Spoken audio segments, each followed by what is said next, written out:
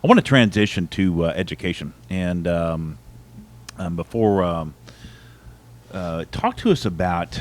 I read a thing that the Biden administration is going to. They're threatening to defund the federal lunch programs for free and reduced lunches if you don't abide by their transgender bathroom policies, basically allowing whoever identifies as the sex they want to identify, they can go to whatever bathroom they want to go to, and they can shower in whatever shower facility they want to.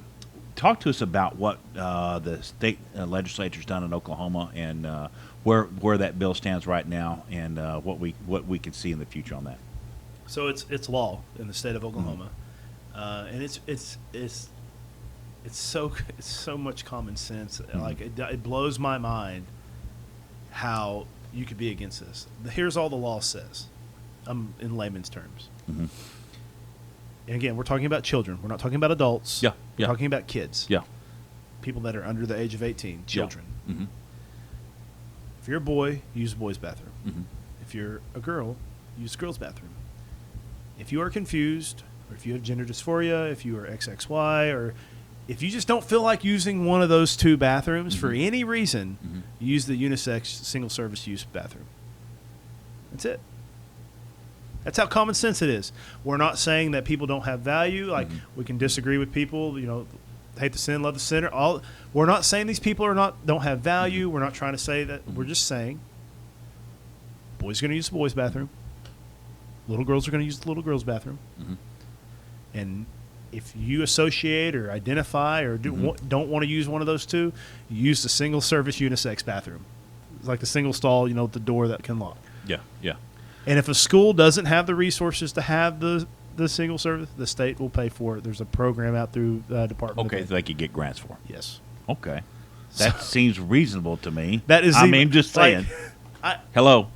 I try my hardest to be very open-minded when I talk and debate policy, and I try to always understand the other side of the argument, even if I disagree with it. Yeah.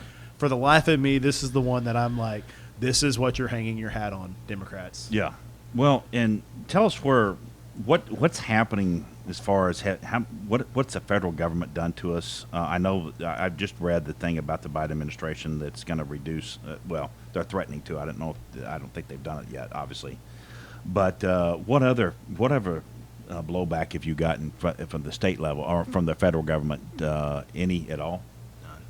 None. They yell and scream, but I would find it very, very doubtful for them to go the route of highway. So that strategy came under. They started using that strategy. They figured it out back when they wanted to raise the drinking age to 21. And some lawyer in D.C. is like, oh, you can't do that, or you can't get the votes, or whatever. And they're like, okay, we'll just make it that if you want federal funding for your roads, you have to have 21.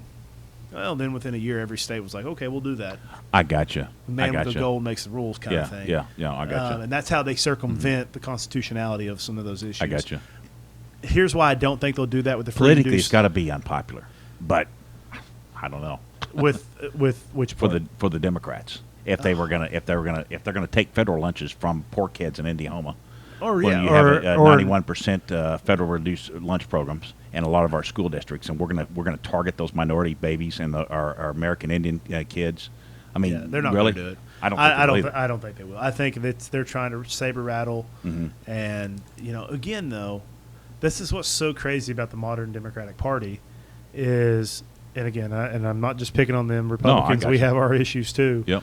But the Democrats have just completely lost touch with reality. Yeah. And the reason why are these things right here. Yeah. They get on Twitter. They get in echo chambers, and they sit there and they're like, well, this is a great idea. Yeah. I mean, Dan Crenshaw had a thing out the other day. They're talking about where the Navy was spending time going over inclusivity language and teaching shipmen about pronouns. Yeah. And Crenshaw was like, it's really simple. Petty officer, captain, whatever. What we have, they already have inclusivity language. Just call them by their title, by their rank. Yeah.